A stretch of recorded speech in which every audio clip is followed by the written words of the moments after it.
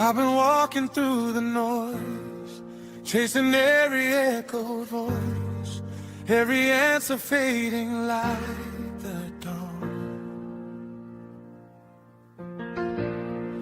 I was reaching for the sky with 1,000 reasons why, but my heart was still so far from home. Every road I tried to pave only led me to the same old place, where my questions fill the air like rain. So I fell down to my knees, whispered through the quiet breeze, are you there? Will you explain?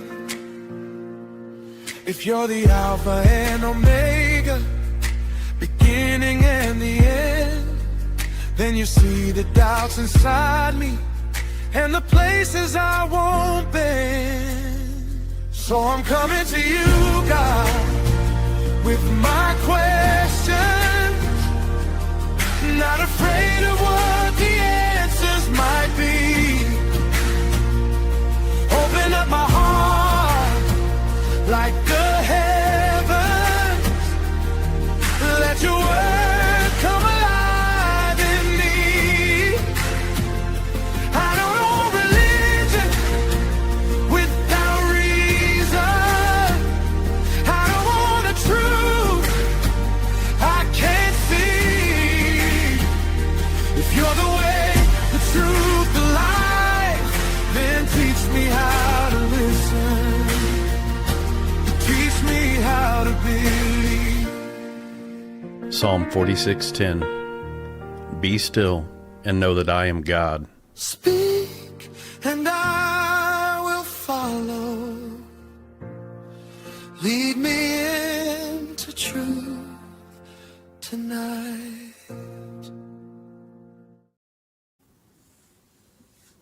Good morning. Good morning, Stevie. Good to see you, brother. Hope you're doing well this morning.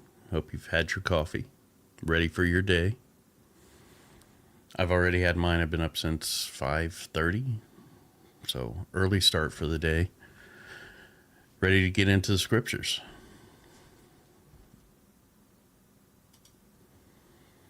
Yesterday, I read through to Exodus 15. Read 1 through 14. The Old Testament is a strange place, I'll say that. Very interesting reading. I haven't had my coffee yet, but I will soon. All right, well, I'm going to get started.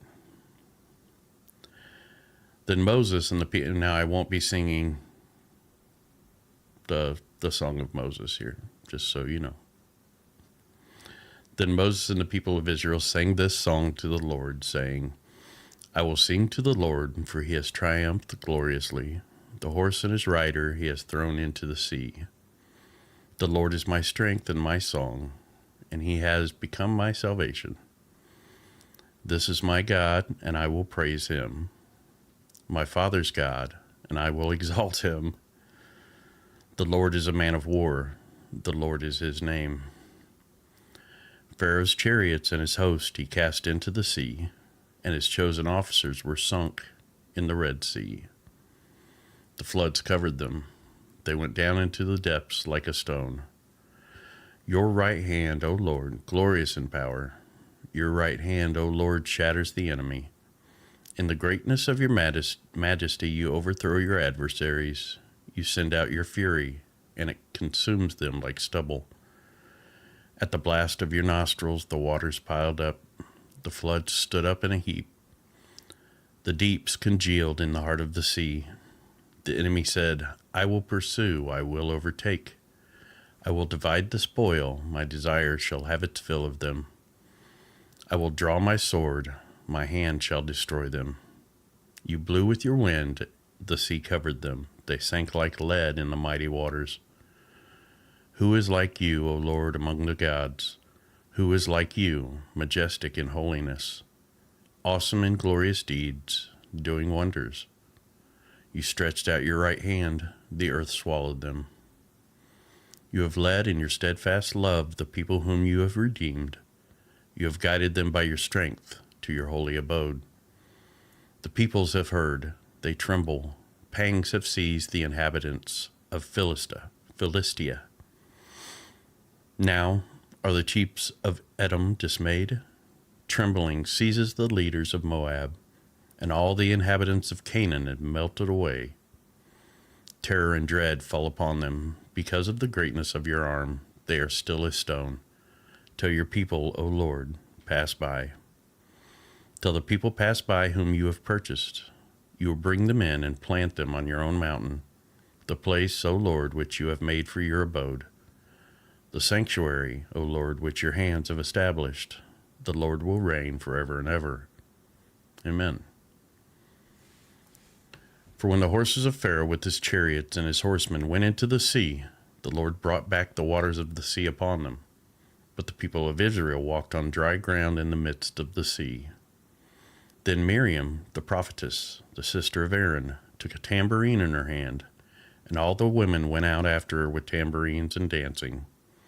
And Miriam sang to them, "Sing to the Lord, for he has triumphed gloriously. The horse and his rider he has thrown into the sea." When Moses made Israel set out from the Red Sea, and they went into the wilderness of Shur, then Moses made Israel set out to the Red Sea. They went 3 days in the wilderness and found no water. When they came to Marah, they could not drink the water of Marah because it was bitter. Therefore it was named Marah. And the people grumbled against Moses, saying, "What shall we drink?" And he cried to the Lord, and the Lord showed him a log. And he threw it into the water, and the water became sweet.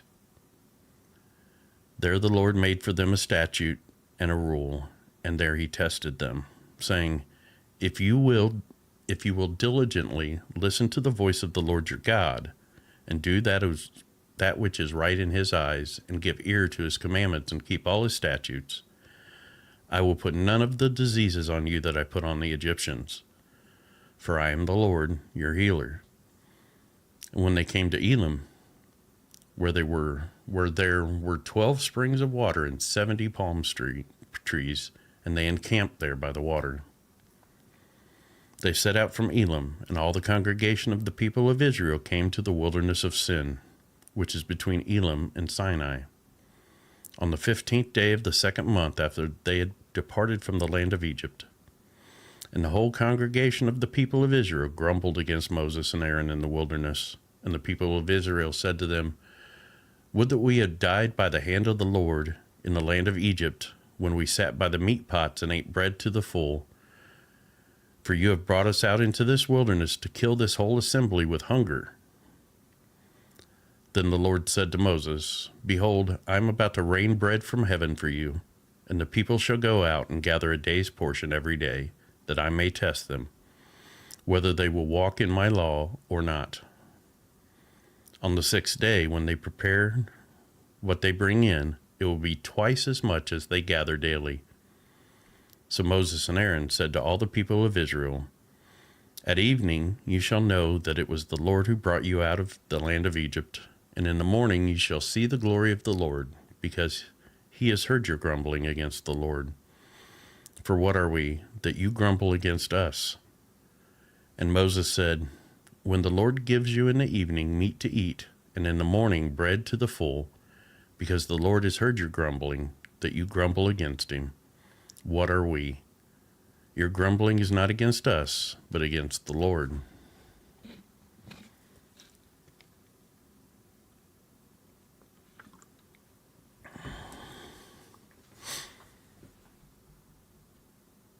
Good morning, Dexter.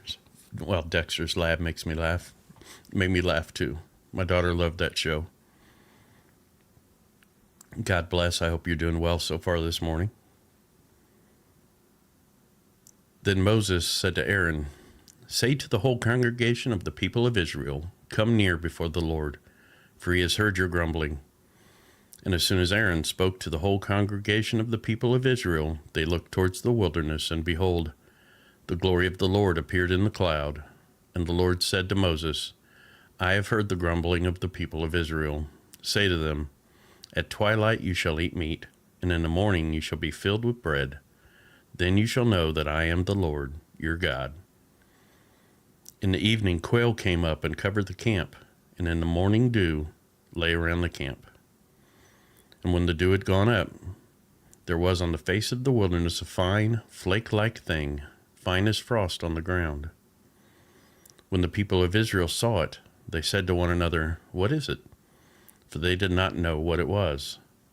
And Moses said to them, "It is the bread that the Lord has given you to eat. This is what the Lord has commanded. Gather of it, each one of you, as much as he can eat. You shall each take an omer, according to the number of the persons that each of you has in his tent." And the people of Israel did so. They gathered, some more, some less.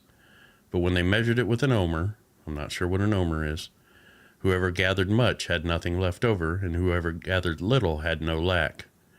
Each of them gathered as much as he could eat. And Moses said to them, "Let no one leave any of it over till morning." But they did not listen to Moses. Some left part of it till morning, and it bred worms and stank, and Moses was angry with them. Morning by morning they gathered it, each as much as he could eat, but when the sun grew hot it melted. On the 6th day they gathered twice as much bread, 2 omers each. And when all the leaders of the congregation came and told Moses, he said to them, "This is what the Lord has commanded. Tomorrow is a day of solemn rest, a holy Sabbath to the Lord. Bake what you will bake and boil what you will boil, and all that is left over lay aside to be kept till the morning." So they laid it aside till the morning, as Moses commanded them, and it did not stink, and there were no worms in it. Moses said, "Eat it today, for today is a Sabbath to the Lord. Today you will not find it in the field. 6 days you shall gather it, but on the 7th day, which is a Sabbath, there will be none." On the 7th day some of the people went out to gather, but they found none. And the Lord said to Moses, "How long will you refuse to keep my commandments and my laws? See, the Lord has given you the Sabbath. Therefore on the 6th day he gives you bread for 2 days. Remain each of you in his place. Let no one go out of his place on the 7th day." So the people rested on the 7th day. Now the house of Israel called its name manna. It was like coriander seed, white, and the taste of it was like wafers made with honey. Moses said, "This is what the Lord has commanded. Let an omer of it be kept throughout your generations, so that they may see bread with which I fed you in the wilderness when I brought you out of the land of Egypt." And Moses said to Aaron, "Take a jar and put an omer of manna in it, and place it before the Lord to be kept throughout your generations." And the Lord commanded Moses, as the Lord commanded Moses, so Aaron placed it before the testimony to be kept. They ate the manna till they came to the border of the land of Canaan. An omer is the 10th part of an ephah. I don't know what an ephah is either. An omer would weigh 1.6 to 1.77 kilograms. So 3.5 to 4 pounds. Take that with a grain of salt since it's from Wikipedia, right? Well, apparently it's a 10th part of an ephah, whatever an ephah is. So 35 to 40 pounds, I guess, is what an ephah is. All the congregation of the people of Israel moved on from the wilderness of Sin by stages, according to the commandment of the Lord, and camped at Rephidim. There was no water for the people to drink. Therefore the people quarreled with Moses and said, "Give us water to drink." And Moses said to them, "Why do you quarrel with me? Why do you test the Lord?" Gotcha. But the people thirsted there for water, and the people grumbled against Moses and said, "Why did you bring us out of Egypt? To kill us and our children and our livestock with thirst?" So Moses cried to the Lord, "What shall I do with these people, with this people? They are almost ready to stone me." And the Lord said to Moses, "Pass on before the people, taking with you some of the elders of Israel, and take in your hand the staff with which you struck the Nile, and go. Behold, I will stand before you there on the rock of Horeb, and you shall strike the rock, and water shall come out of it, and the people will drink. And Moses did so in the sight of the elders of Israel.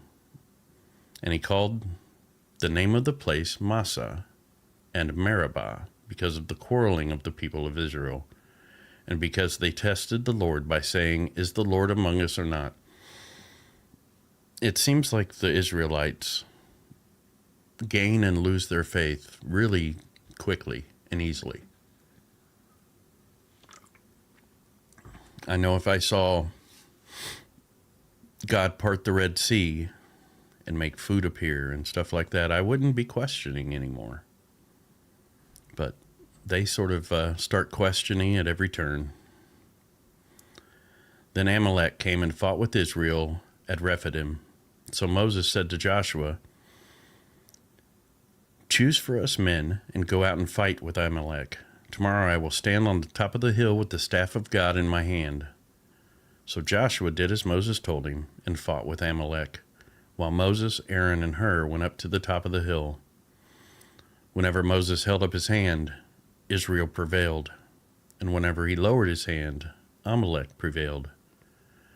But Moses' hand grew weary, so they took a stone and put it under him, and he sat on it, while Aaron and Hur held up his hands, one on one side and the other on the other side. So his hands were steady until the going down of the sun, and Joshua overwhelmed Amalek and his people with the sword. I had never heard of that story before. Then the Lord said to Moses, Write this as a memorial in a book, and recite it in the ears of Joshua, that I will utterly blot out the memory of Amalek from under the heaven.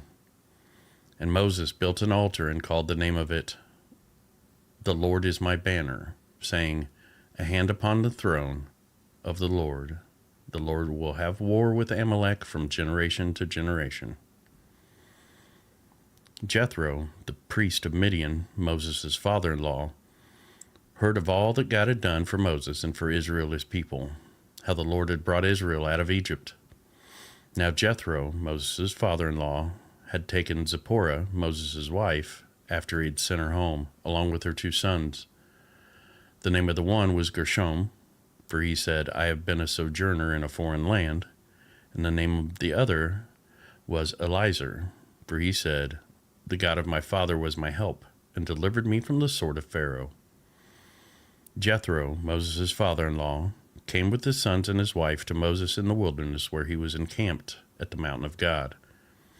And when he sent word to Moses, Your father-in-law Jethro, your father-in-law Jethro, am coming to you with your wife and with her 2 sons with her. Moses went out to meet his father-in-law and bowed down and kissed him. And they asked each other of their welfare and went into the tent. Then Moses told his father-in-law all that the Lord had done to Pharaoh and to the Egyptians for Israel's sake, all the hardship that had come upon them in the way, and how the Lord had delivered them. And Jethro rejoiced for all the good that the Lord had done to Israel, in that he had delivered them out of the hand of the Egyptians. Jethro said, Blessed be the Lord, who has delivered you out of the hand of the Egyptians and out of the hand of Pharaoh, and has delivered the people from under the hand of the Egyptians. Now I know that the Lord is greater than all gods, because in this affair they dealt arrogantly with the people.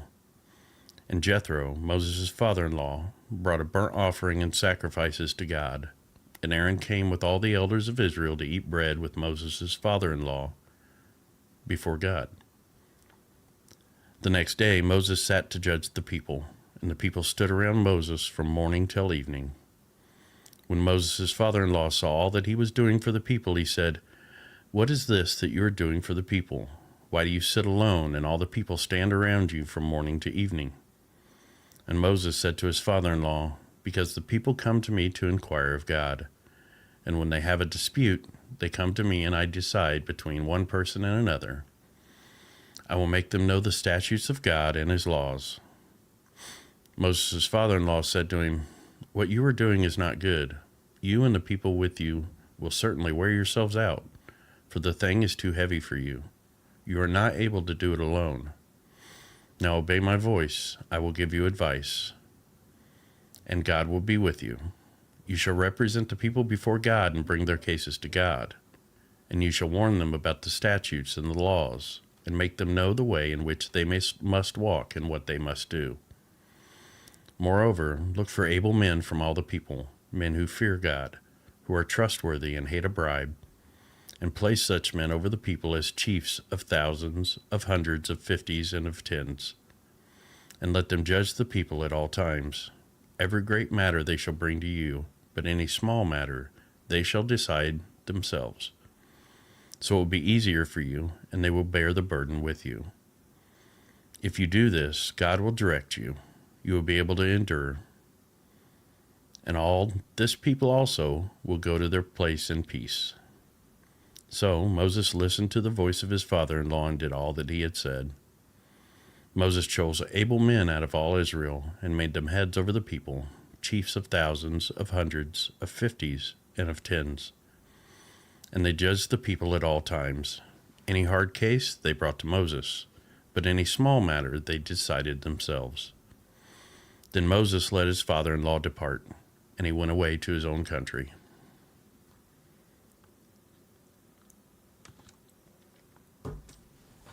Need to turn my humidifier on. It's dry in here. It's dry.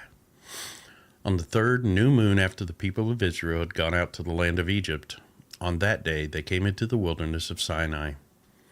They set out from Rephidim and came into the wilderness of Sinai, and they encamped in the wilderness. There Israel encamped before the mountain, while Moses went up to God.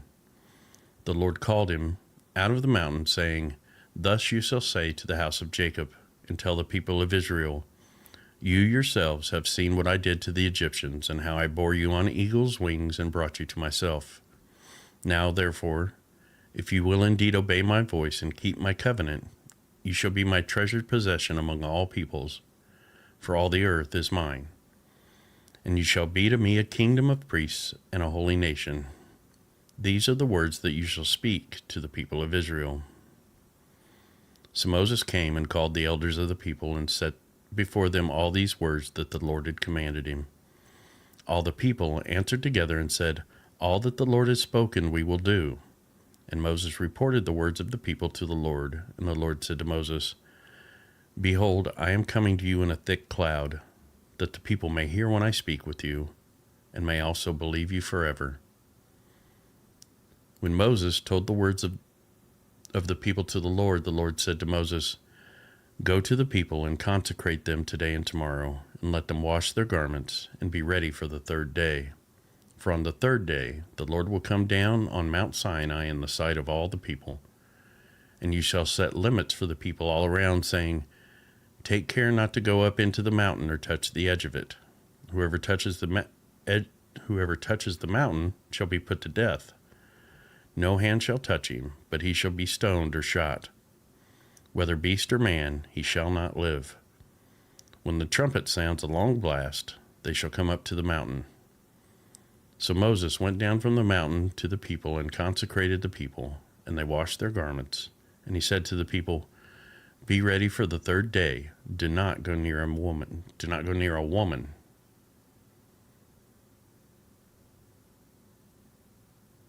Why is that there?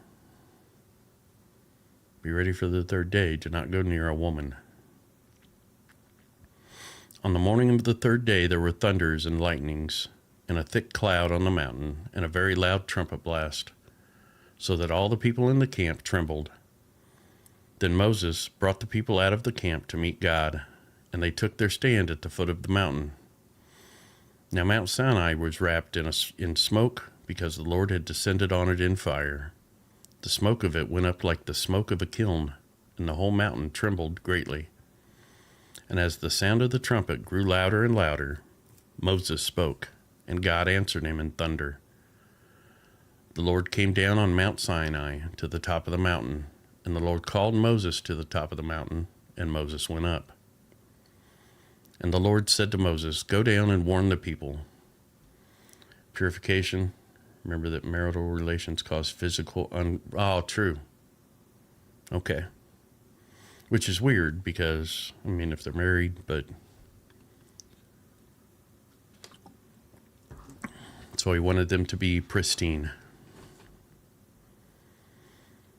Go down and warn the people lest they break through to the Lord to look, and many of them perish. Also, let the priests who come near to the Lord consecrate themselves, lest the Lord break out against them. And Moses said to the Lord, the people cannot come up to Mount Sinai, for you yourself warned us, saying, set limits around the mountain and consecrate it. And the Lord said to him, go down and come up, bringing Aaron with you. But do not let the priests and the people break through to come up to the Lord, lest he break out against them. So Moses went down to the people and told them. And God spoke all these words, saying, I am the Lord your God, who brought you out of the land of Egypt, out of the house of slavery. You shall have no other gods before me. You shall not make for yourself a carved image or any likeness of anything that is in heaven above, or that is in the earth beneath, or that is in the water under the earth. You shall not bow down to them or serve them. For I, the Lord, your God, am a jealous God, visiting the iniquity of the fathers on the children to the third and the fourth generation of those who hate me, but showing steadfast love to thousands of those who love me and keep my commandments. You shall not take the name of the Lord your God in vain, for the Lord will not hold him guiltless who takes his name in vain.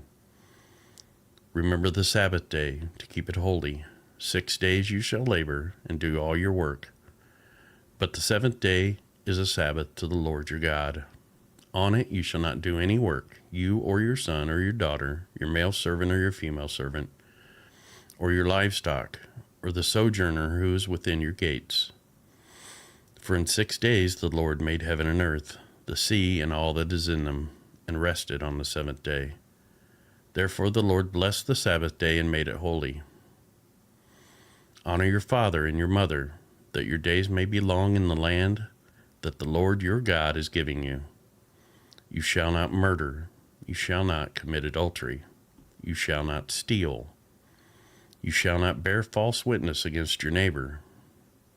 You shall not covet your neighbor's house. You shall not covet your neighbor's wife, or his male servant, or his female servant, or his ox, or his donkey, or anything that is in your neighbor's, that is your neighbor's. Now when all the people saw the thunder and the flashes of lightning, and the sound of the trumpet and the mountain smoking, the people were afraid and trembled, and they stood far off and said to Moses, You speak to us, and we will listen, but do not let God speak to us, lest we die. Moses said to the people, Do not fear, for God has come to test you, that the fear of him may be before you, that you may not sin. The people stood far off, while Moses drew near to the thick darkness where God was. And the Lord said to Moses, Thus you shall say to the people of Israel, You have seen for yourselves that I have talked with you from heaven. You shall not make gods of silver to be with me, nor shall you make for yourself gods of gold. An altar of earth you shall make for me, and sacrifice on it your burnt offerings and your peace offerings, your sheep and your oxen. In every place where I cause my name to be remembered, I will come to you and bless you. If you make me an altar of stone, you shall not build it of hewn stones, for if you wield your tools on it, you profane it. And you shall not go up by steps to my altar, that your nakedness be not exposed on it. Now these are the rules that you shall set before them. When you buy a Hebrew slave, he shall serve 6 years, and in the 7th he shall go out free, for nothing. If he comes in single, he shall go out single. If he comes in married, then his wife shall go out with him. If his master gives him a wife, and she bears him sons or daughters, the wife and her children shall be your master's, and he shall go out alone. But if the slave plainly says, I love my master, my wife, and my children, I will not go out free, then his master shall bring him to God, and he shall bring him to the door or the doorpost. And his master shall bore his ear through with an awl, and he shall be his slave forever. When a man sells his daughter as a slave,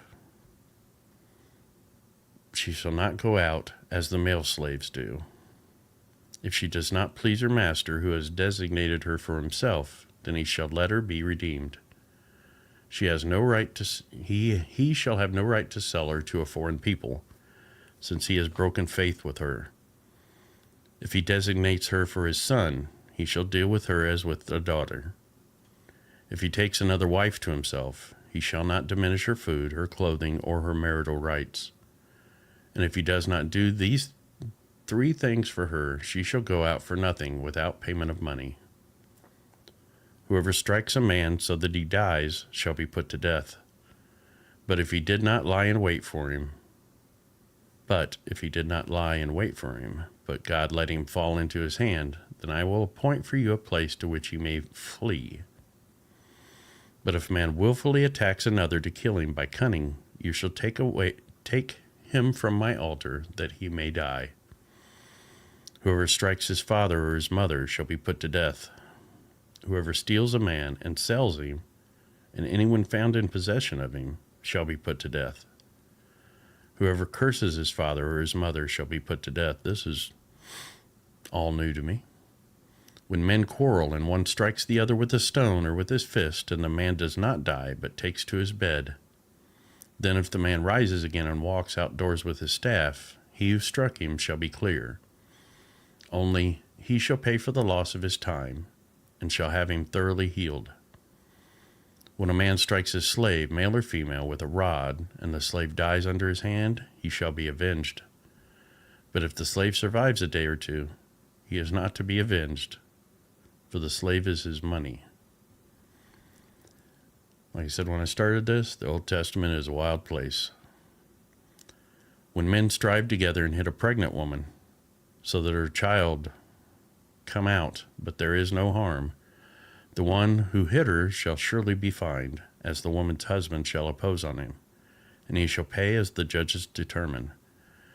But if there is harm, then you shall pay life for life, eye for an eye, tooth for tooth, hand for hand, foot for foot, burn for burn, wound for wound, stripe for stripe.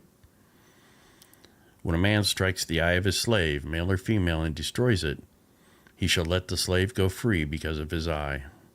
If he knocks out the tooth of his slave, male or female, he shall let the slave go free because of his tooth. When an ox gores a man or a woman to death, the ox shall be stoned, and its flesh shall not be eaten. But the owner of the ox shall not be liable. But if the ox has been accustomed to gore in the past, and its owner has been warned but has not kept it in, and it kills a man or woman, the ox shall be stoned, and its owner also shall be put to death. If a ransom is imposed on him, then he shall give it for the redemption of his life, whatever is imposed on him. If it gores a man's son or daughter, he shall be dealt with according to this same rule. If the ox gores a slave, male or female, the owner shall give to their master 30 shekels of silver, and the ox shall be stoned.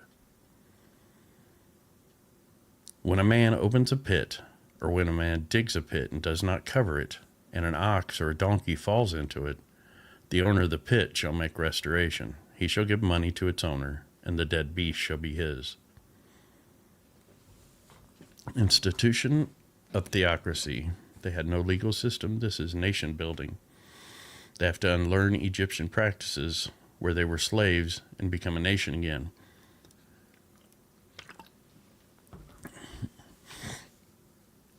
Well, the one thing about the slavery stuff is it seemed like, and I could see that as needing to be done in steps for such a big change for the civilization, themselves. So, I mean, basically he said after 6 years, let them go free. If you hurt them, let them go free, etc. So I'm sure that was like, wow, to the people at that time.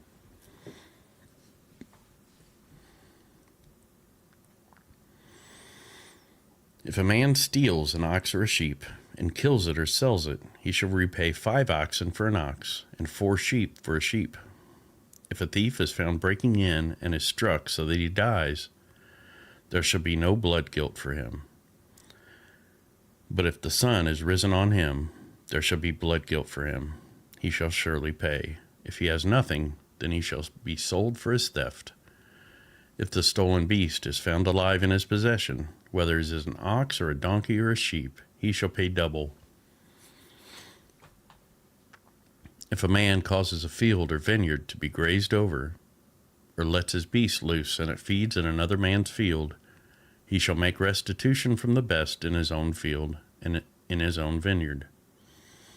If fire breaks out and catches in thorns so that the stacked grain or the standing grain or the field is consumed, he who started the fire shall make full restitution. If a man gives to his neighbor money or goods to keep safe, and it is stolen from the man's house, then, if the thief is found, he shall pay double. If the thief is not found, the owner of the house shall come near to God to show whether or not he has put his hand to his neighbor's property. For every breach of trust, whether it is for an ox, for a donkey, for a sheep, for a cloak, or for any kind of lost thing of which one says, "This is it," the case of both parties shall come before God. The one whom God condemns shall pay double to his neighbor.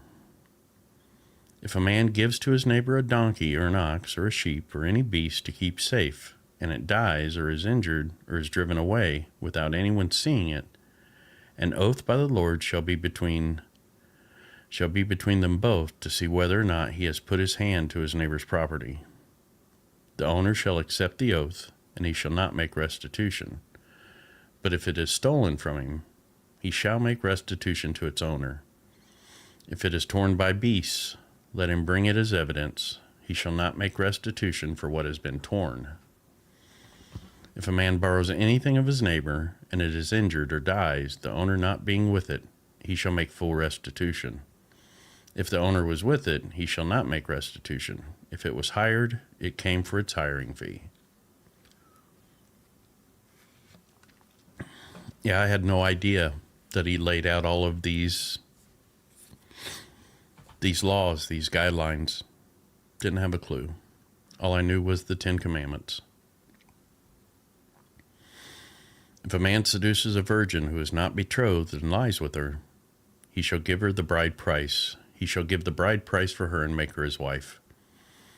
If her father utterly refuses to give her to him, he shall pay money equal to the bride price for virgins. 613 of them. Wow. Yeah, I had no idea. Okay.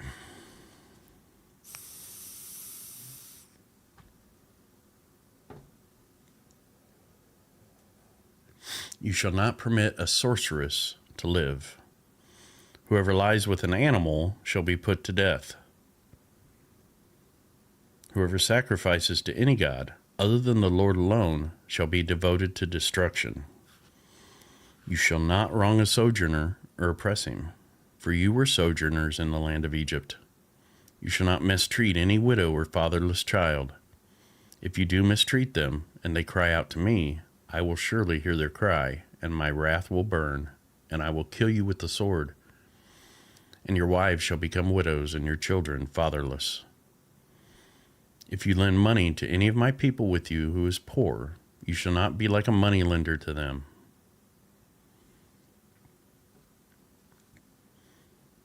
And you shall not exact interest from them. If you ever take your neighbor's cloak in pledge, you shall return it to him before the sun goes down, for that is his only covering, and it is his cloak for his body. In what else shall he sleep? And if he cries to me, I will hear, for I am compassionate. You shall not revile God, nor curse a ruler of your people. You shall not delay to offer from the fullness of your harvest and from the outflow of your presses. The firstborn of your sons you shall give to me. You shall do the same with your oxen and with your sheep. 7 days it shall be with its mother. On the 8th day you shall give it to me. Just to point out here, he's not talking about them sacrificing their firstborn sons. You shall be consecrated to me. Therefore you shall not eat any flesh that is torn by beasts in the field. You shall throw it to the dogs.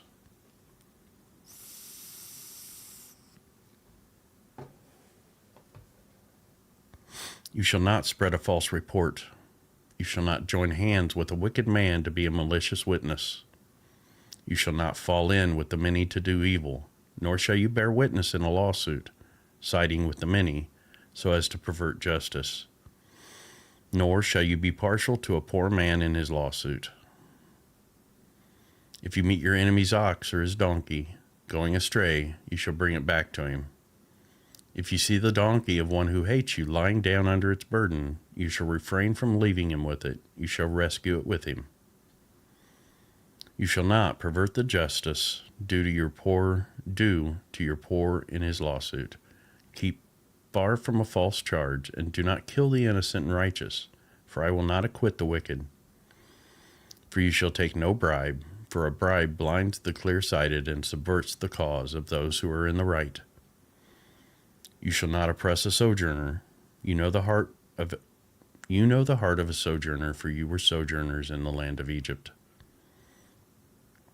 For 6 years you shall sow your land and gather in its yield. But the 7th year you shall let it rest and lie fallow, that the poor of your people may eat, and what they leave the beasts of the field may eat. You shall do likewise with your vineyard and with your olive orchard. 6 days you shall do your work, but on the 7th day you shall rest, that your ox and your donkey may have rest, and the son of your servant woman, and the alien may be refreshed. Pay attention to all that I have said to you, and make no mention of the names of other gods, nor let it be heard on your lips. 3 times in the year you shall keep a feast to me. You shall keep the feast of unleavened bread, as I commanded you. You shall not eat unleavened bread for 7 days at the appointed time in the month of Abib. For in it you came out of Egypt. None shall appear before me empty-handed. You shall keep the feast of harvest, or the first fruits of your labor, of what you sow in the field.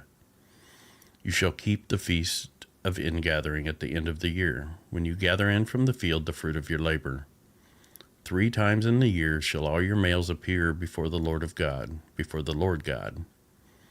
You shall not offer the blood of my sacrifice with anything leavened, or let the fat of my feast remain until the morning. The best of the first fruits of your ground you shall bring into the house of the Lord your God. You shall not boil a young goat in its mother's milk. Behold, I send an angel before you to guard you on the way, and to bring you to the place that I have prepared. Pay careful attention to him and obey his voice. Do not rebel against him, for he will not pardon your transgression, for my name is in him. But if you carefully obey his voice and do all that I say, then I will be an enemy to your enemies and an adversary to your adversaries. When my angel goes before you and brings you to the Amorites and the Hittites and the Perizzites and the Canaanites, the Hivites and the Jebusites, and I blot them out, you shall not bow down to their gods nor serve them, nor do as they do, but you shall utterly overthrow them and break their pillars in pieces. You shall serve the Lord your God, and he will bless your bread and your water, and I will take sickness away from among you. None shall miscarry or be barren in your land. I will fulfill the number of your days. I will send my terror before you, and will throw into confusion all the people against whom you shall come. And I will make all your enemies turn their backs to you. And I will send hornets before you, which shall drive out the Hivites and the Canaanites, the Hittites from before you. I will not drive them out before you in 1 year, lest the land become desolate and the wild beasts multiply against you. Little by little I will drive them out from before you, until you have increased and possessed the land. And I will set your border from the Red Sea to the Sea of the Philistines, and from the wilderness to the Euphrates. For I will give the inhabitants of the land into your hand, and you shall drive them out before you. You shall make no covenant with them and their gods. They shall not dwell in your land, lest they make you sin against me. For if you serve their gods, it will surely be a snare to you. Then he said to Moses, Come up to the Lord, you and Aaron, Nadab and Abihu, and 70 of the elders of Israel, and worship from afar. Moses alone shall come near to the Lord, but the others shall not come near, and the people shall not come up with him. Moses came and told the people all the words of the Lord and all the rules. And all the people answered with one voice and said, All the words that the Lord hath spoken we will do. And Moses wrote down all the words of the Lord. He rose early in the morning and built an altar at the foot of the mountain, and 12 pillars, according to the 12 tribes of Israel. And he sent young men of the people of Israel, who offered burnt offerings and sacrificed peace offerings of oxen to the Lord. And Moses took half the blood and put it in basins, and half of the blood he threw against the altar. Then he took the book of the covenant and read it in the hearing of the people. And they said, All that the Lord has spoken we will do, and we will be obedient. And Moses took the blood and threw it on the people, and said, Behold the blood of the covenant that the Lord has made with you in accordance with all these words.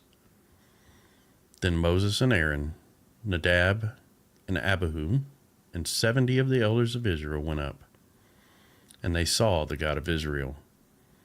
There was under his feet as it were a pavement of sapphire stone, like the very heaven for clearness, and he did not lay his hand on the chief men of the people of Israel. They beheld God, and ate and drank. The Lord said to Moses, Come up to me on the mountain and wait there, that I may give you the tablets of stone, with the law and the commandment, which I have written for their instruction. So Moses rose with his assistant Joshua, and Moses went up into the mountain of God. And he said to the elders, Wait here for us until we return to you, and behold, Aaron and Hur are with you. Whoever has a dispute, let him go to them. And we know what's coming here.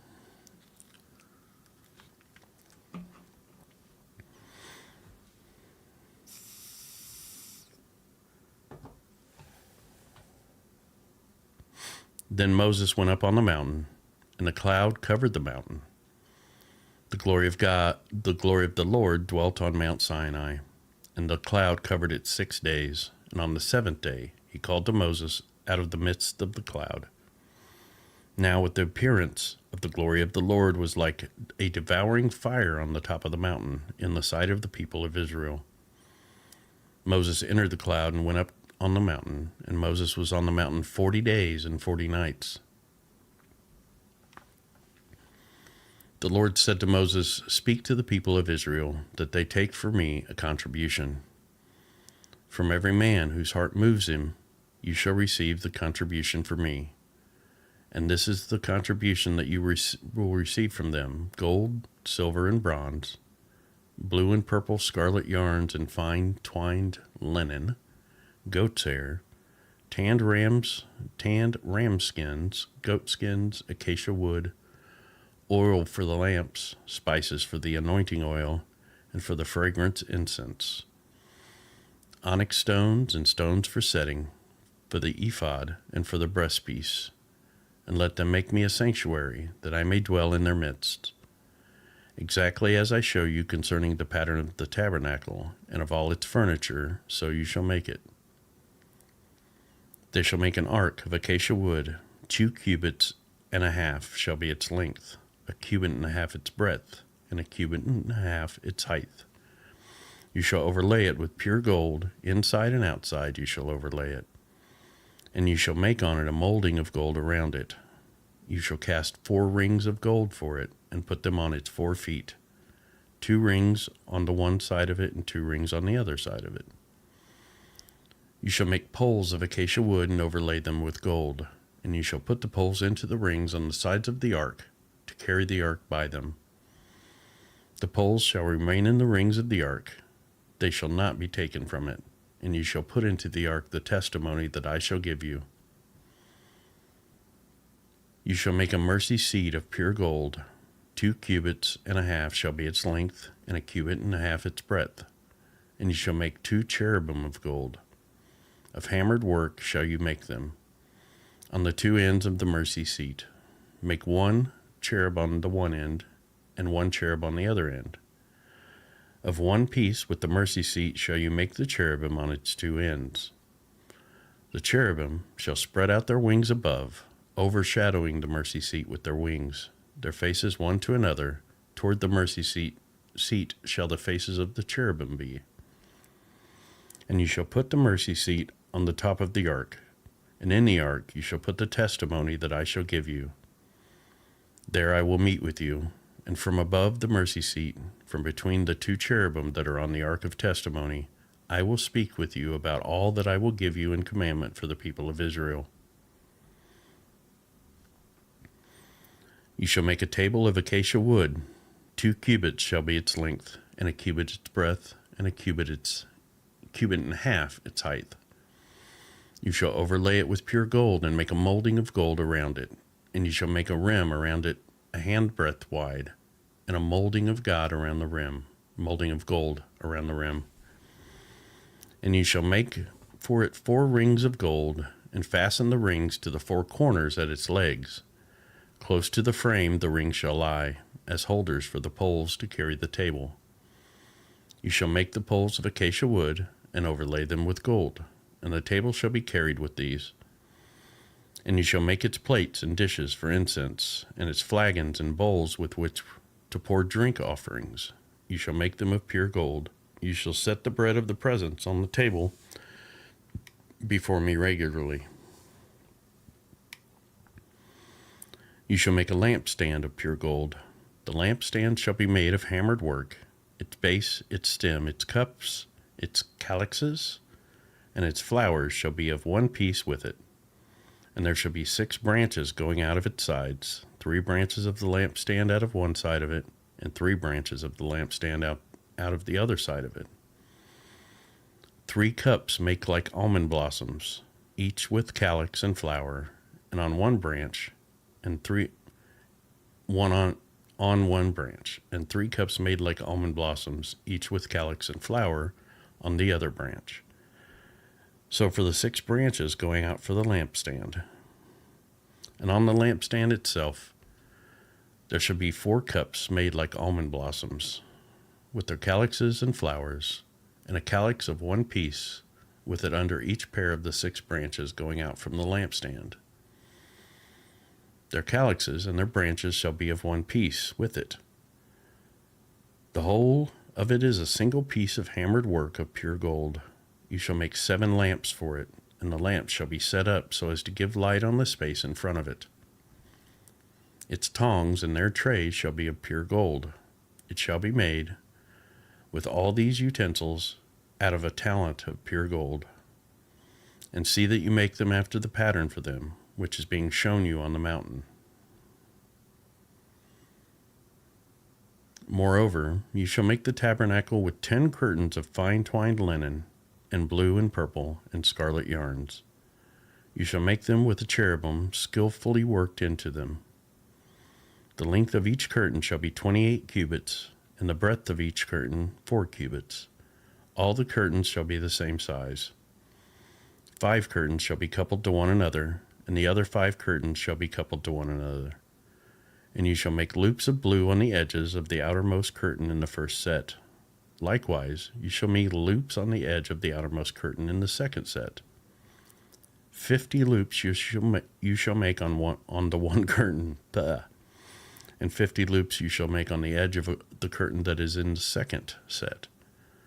The loops shall be opposite one another, and you shall make 50 clasps of gold, and couple the curtains one to the other with the clasps, so that the tabernacle may be a single whole. You shall also make curtains of goat's hair for a tent over the tabernacle. 11 curtains shall you make. The length of each curtain shall be 30 cubits, and the breadth of each curtain 4 cubits. The 11 curtains shall be the same size. You shall couple 5 curtains by themselves, and 6 curtains by themselves. And the 6th curtain you shall double over at the front of the tent. You shall make 50 loops on the edge of the curtain that is the outermost in one set, and 50 loops on the edge of the curtain that is the outermost in the second set.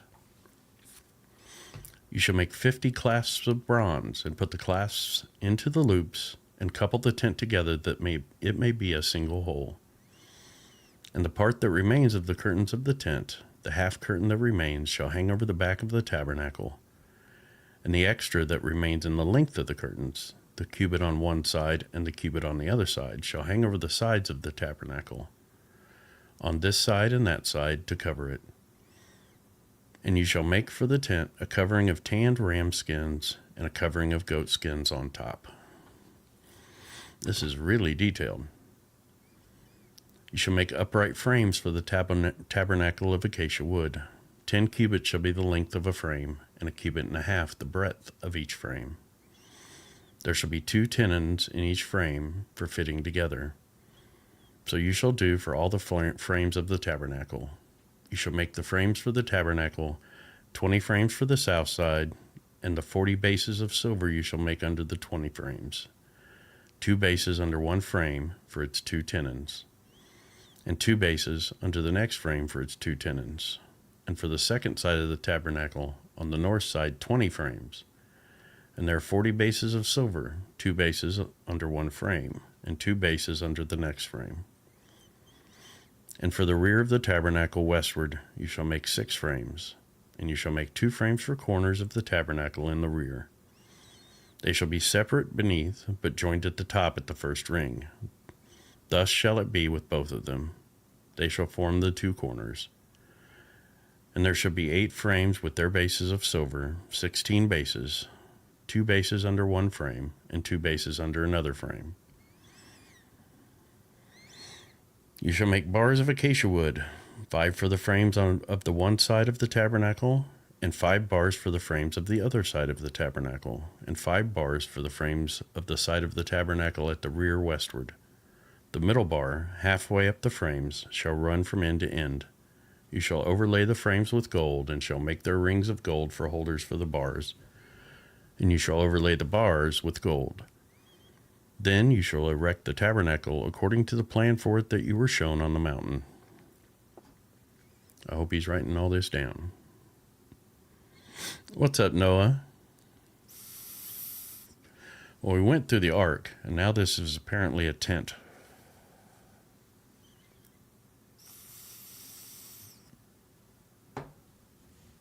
Or a church. And you shall make a veil of blue and purple and scarlet yarns and fine twined linen. It shall be made with cherubim skillfully worked into it. And you shall hang on it 4 pillars of acacia overlaid with gold, with hooks of gold, on 4 bases of silver. And you shall hang the veil from the clasps, and bring the ark of the testimony in there within the veil. And the veil shall separate for you the holy place from the most holy. You shall put the mercy seat on the ark of the testimony in the most holy place, and you shall set the table outside the veil, and the lampstand on the south side of the tabernacle opposite the table, and you shall put the table on the north side. You shall make a screen for the entrance of the tent of blue and purple and scarlet yarns and fine twined linen, embroidered with needlework. And you shall make for the screen 5 pillars of acacia, and overlay them with gold. Their hooks shall be of gold, and you shall cast 5 bases of bronze for them.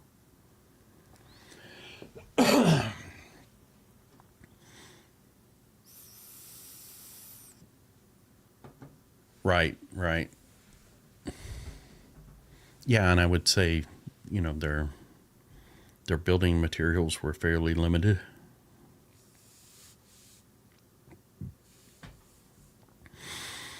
Okay, you shall make the altar of acacia wood 5 cubits long and 5 cubits broad.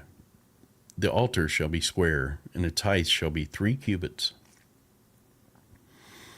And you shall make horns for it on its 4 corners. Its horns shall be of one piece with it, and you shall overlay it with bronze.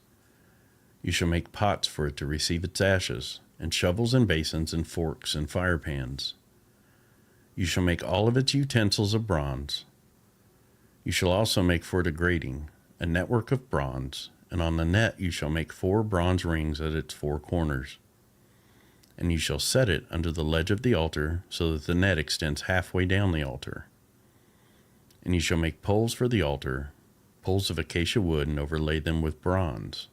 And the poles shall be put through the rings, so that the poles are on the 2 sides of the altar when it is carried. Yeah, and I'm noticing everything has poles that they can carry everything with. You shall make it hollow with boards. As it has been shown you on the mountain, so shall it be made. You shall make the court of the tabernacle. On the south side of the court shall have hangings of fine twined linen, 100 cubits long for one side. Its 20 pillars and their 20 bases shall be of bronze, but the hooks of the pillars and their fillets shall be of silver, or fillets. And likewise for its length on the north side there shall be hangings 100 cubits long, and its pillars 20, and their bases 20, of bronze. But the hooks of the pillars and their fillets shall be of silver.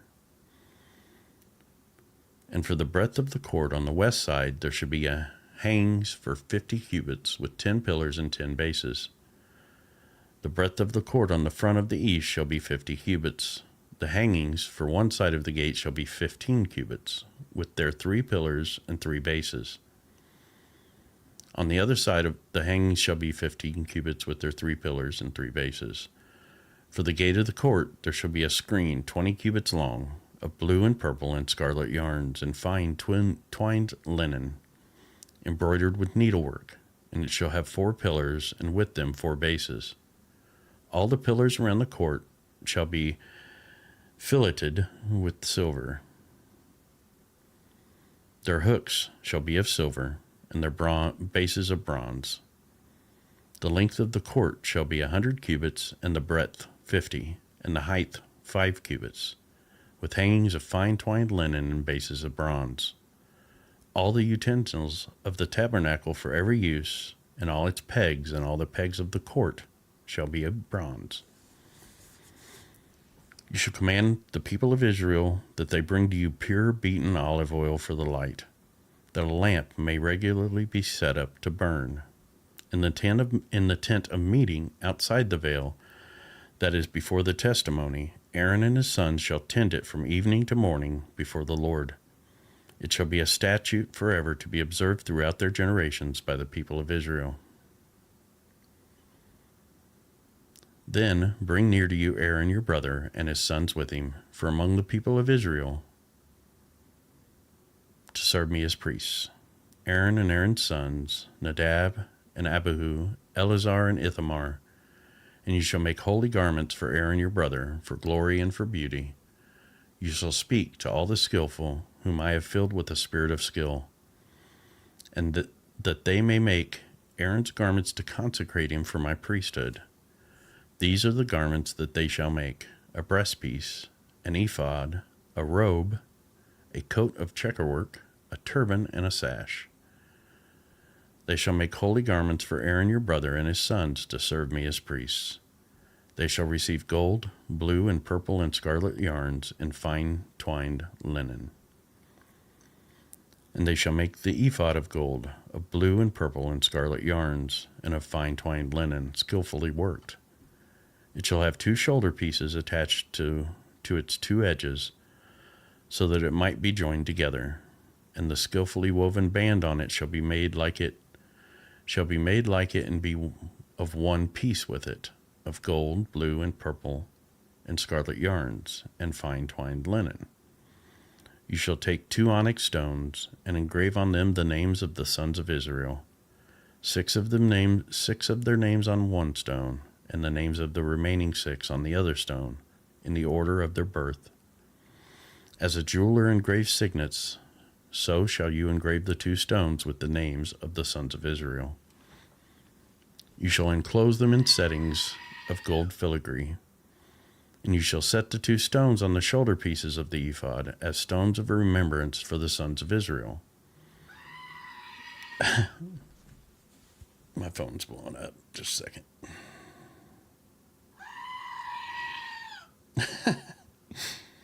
It's the wife.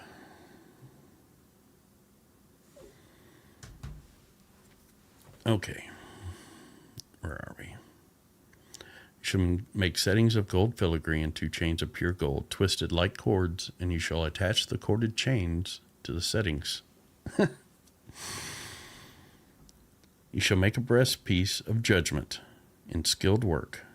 In the style of the ephod you shall make it, of gold, blue, and purple, and scarlet yarns, and fine twined linen shall you make it. It shall be square and doubled, a span its length and a span its breadth, and you shall set it in 4 rows of stones. A row of sardius, topaz, and carbuncle shall be the first row, and the second row an emerald, a sapphire, and a diamond. And the third row a jacinth, an agate, and an amethyst. And the fourth row a beryl, an onyx, and a jasper. They shall be set in gold filigree. There shall be 12 stones with their names according to the names of the sons of Israel. They shall be like signets, each engraved with its name for the 12 tribes. Yeah, the screaming goat it gets my attention, but it really gets other people's attention, especially like in the grocery store or in the bank when there's people in there and it's like quiet and it goes off. It gets their attention. I've tried changing it, but the screaming goat just makes me laugh. You shall make for the breastpiece twisted chains like cords of pure gold, and you shall make for the breastpiece 2 rings of gold, and put the 2 rings on the 2 edges of the breastpiece. And you shall put the 2 cords of gold into the 2 rings at the edges of the breastpiece. The 2 ends of the 2 cords you shall attach to the 2 settings of filigree, and so attach it in the front to the shoulder pieces of the ephod. You shall make 2 rings of gold, and put them at the 2 ends of the breastpiece, on its inside edge next to the ephod. And you shall make 2 rings of gold, and attach them in the front to the lower part of the 2 shoulder pieces of the ephod, at its seam above the skillfully woven band of the ephod. And they shall bind the breastpiece by its rings to the rings of the ephod with the lace of blue, so that it may lie on the skillfully woven band of the ephod, so that the breastpiece shall not come loose from the ephod. So Aaron shall bear the names of the sons of Israel in the breastpiece of judgment on his heart, when he goes into the holy place to bring them to regular remembrance before the Lord. And in the breastpiece of judgment you shall put the Urim and the Thummim, and they shall be on Aaron's heart when he goes in before the Lord. Thus Aaron shall bear the judgment of the people of Israel on his heart before the Lord regularly. You shall make the robe of the ephod olive blue. It shall have an opening for the head in the middle of it, and with a woven binding around the opening, like the opening in a garment, so that it may not tear. On its hem you shall make pomegranates of blue and purple and scarlet yarns around its hem, with bells of gold between them, a golden bell and a pomegranate, a golden bell and a pomegranate around the hem of the robe. And that shall be on Aaron when he ministers, and its sound shall be heard when he goes into the holy place before the Lord and when he comes out, so that he does not die. Okay. You shall make a plate of pure gold and engrave on it, like the engraving of a signet, holy to the Lord. And you shall fasten it on the turban by a cord of blue, and it shall be on the front of the turban. It shall be on Aaron's forehead, and Aaron shall bear any guilt from the holy things that the people of Israel consecrate as their holy gifts. I shall regularly be on his forehead, that they may be accepted before the Lord. You shall weave the coat in checkerwork of fine linen, and you shall make a turban of fine linen, and you shall make a sash embroidered with needlework. For Aaron's sons you shall make coats and sashes and caps. You shall make them for glory and beauty. You shall put them on Aaron your brother, and on his sons with him, and shall anoint them and ordain them and consecrate them, that they may serve me as priests. You shall make for them linen undergarments to cover their naked flesh. They shall reach from the hips to the thighs, and they shall be on Aaron and on his sons, and when they go into the tent of meeting, or when they come near the altar to the ministers, to minister in the holy place, lest they bear guilt and die. This shall be a statute forever for him and for his offspring after him. All right, well, I am actually over what I was intending. But I got going, and it was just interesting, so I didn't want to stop. But I am going to stop there for now. We read through 15 through 28. So we will get into 29 and on, probably tomorrow morning. I appreciate y'all hanging out with me. I really do. the interaction. I hope you enjoyed what's left of your weekend, and God bless all of you. I hope I see you soon. If I don't, I'll see you when I see you. You all have a good day.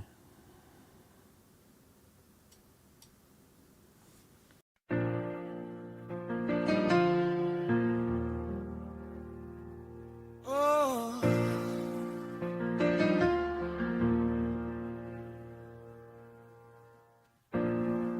I've been walking through the noise, chasing every echoed voice, every answer fading like the dawn. I was reaching for the sky with 1,000 reasons why, but my heart was still so far from home. Every road I tried to pave only led me to the same old place, where my questions fill the air like rain. So I fell down to my knees, whispered through the quiet breeze, are you there? Will you explain? If you're the Alpha and Omega, beginning and the end, then you see the doubts inside me and the places I won't bend. So I'm coming to you, God, with my questions, not afraid of what the answers might be. Open up my heart like the heavens, let your word come alive in me. I don't want religion without reason. I don't want a truth I can't see. If you're the way, the truth, the life, then teach me how to listen. Teach me how to believe. Psalm 46:10. Be still and know that I am God. Speak and I will follow. Lead me into truth tonight.